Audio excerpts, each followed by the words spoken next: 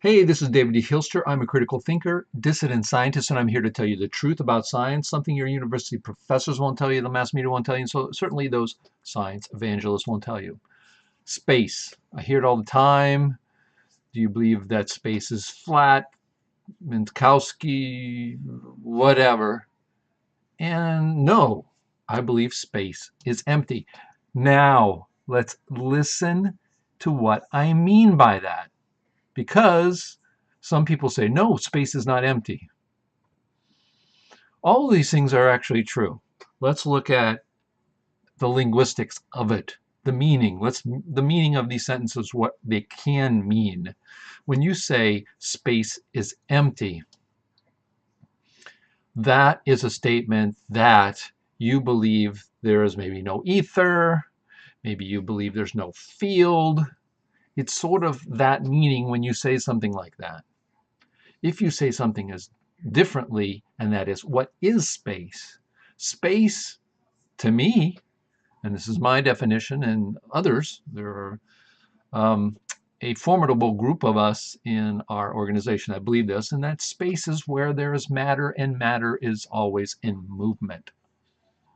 Now, what does that mean? If you think there's something happening like, well, why do people want space to be flat or space to be curved? It's because they're trying to describe how things work in the universe, how mass moves or how light moves.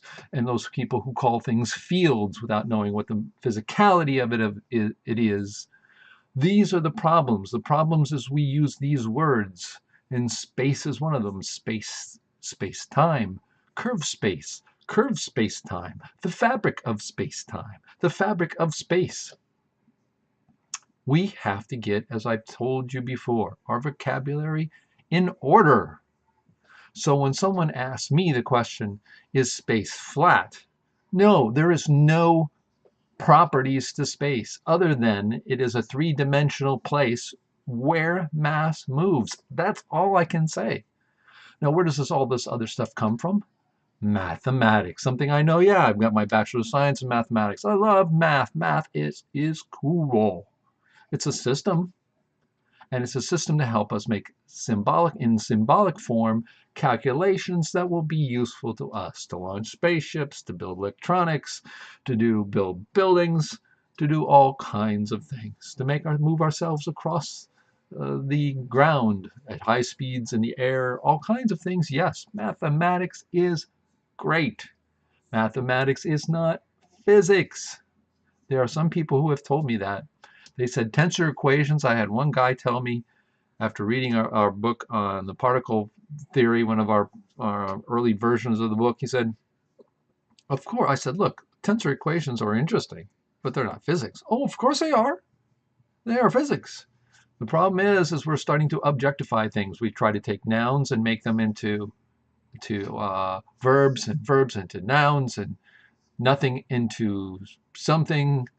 We have to be very careful on the way we use our words. And that's one of the reasons we get together as a group to try to say the same vocabulary so we do not spend all of our time fighting and are actually talking about the same thing. And that happens a lot even in our group. So we need to be careful about how we use the term space. If you ask the question whether space is flat, you're basically saying to me, I am not in the physical world. I am doing calculations, and I need what I call, and whatever it is, space to be flat. However that works. So that is my answer. I believe in physics.